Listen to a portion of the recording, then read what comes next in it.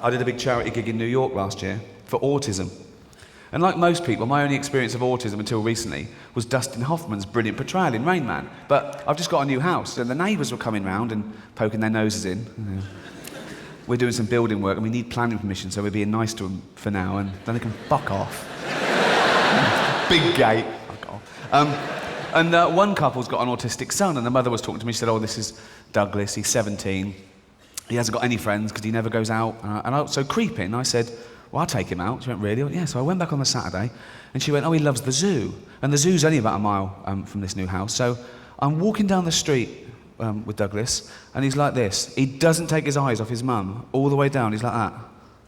All the way down. And she's in the doorway, and she's waving back at him, and she's crying. And eventually she sort of goes in and shuts the door, and I hailed a cab and said, "Right, take us to the casino."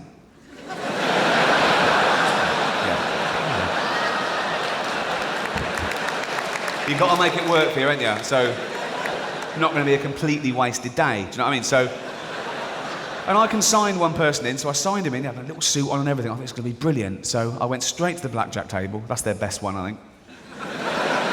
I'm not a doctor, but I think that's... they love that. They love that. I said, "Okay, Dougie, you know the score.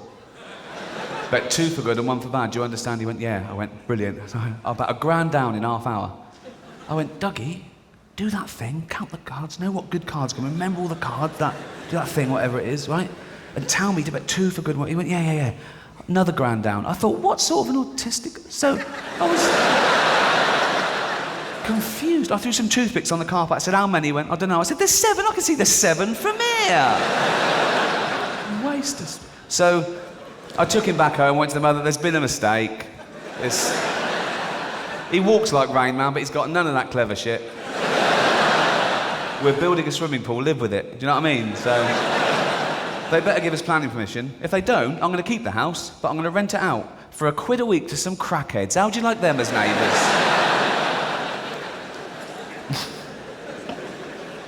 One of the few pleasures of fame is that you can do good things, but in all honesty, I think some causes are more worthy than others. Joking aside, cancer's a very worthy cause. Autism's a very worthy cause. But I got asked to do a benefit gig recently for sufferers of obesity. What? She went, "Sufferers of obesity." I went, "You mean fat people?" She went, "No, because obesity is..." Well, she actually went, "No, because obesity..." She was eating, of course she was.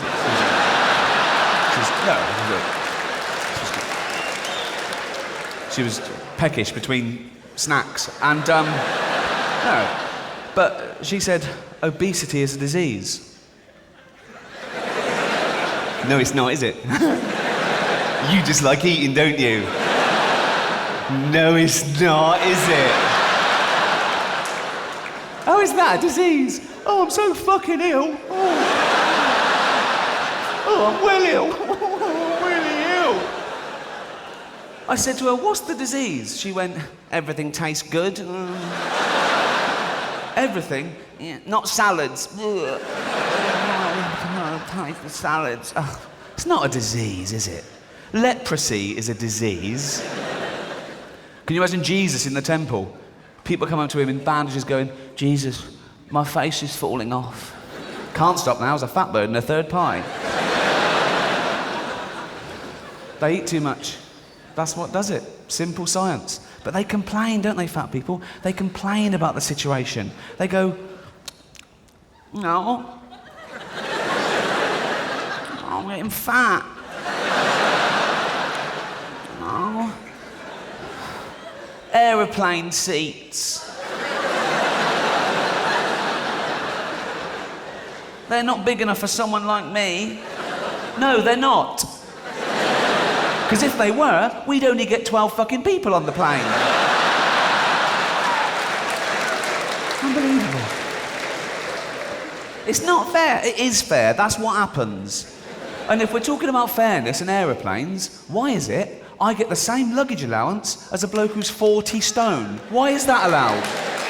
We're both allowed 32 kilograms on the plane. I want to go, "No, he used up his 32 kilograms on his tits."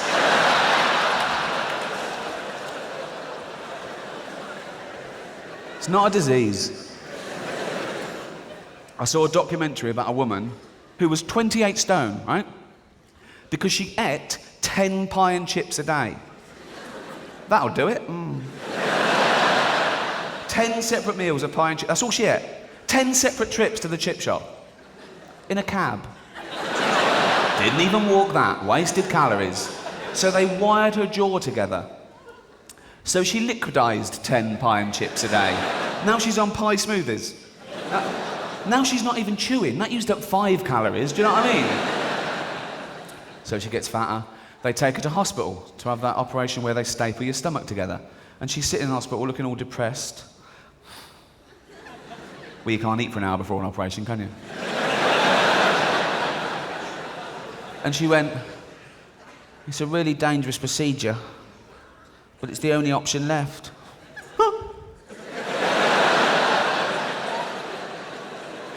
One, jogging? You don't even walk. Salads? You don't like the taste. Right. 9 pie and chips a day? It's a start, isn't it? It's a starter to her. I'm not having a go. I'm a bit overweight myself. The other night someone shouted, "No shit." Oh. I thought, could be that. That'd be great, wouldn't it? You go to the doctor, he goes, "No, you're not fat, you're constipated." I had to go to the doctor to have a medical for this tour. I've had medicals before for TV work. They check your pulse and go, "Yeah, fine, you're not going to die in the next 3 weeks." But I always think, what if I fail the medical? What if they say, "No, you're not fit enough, you can't do the TV work"? Then I see Johnny Vegas on telly and I think, I'm all right. Do you know what I mean? He's like my canary down the mine. If I'm in a restaurant, I go, "Do you want a pudding?" I go, "Is Johnny Vegas still alive?" I go, "Yeah." I go, "Bring it on." Okay, now.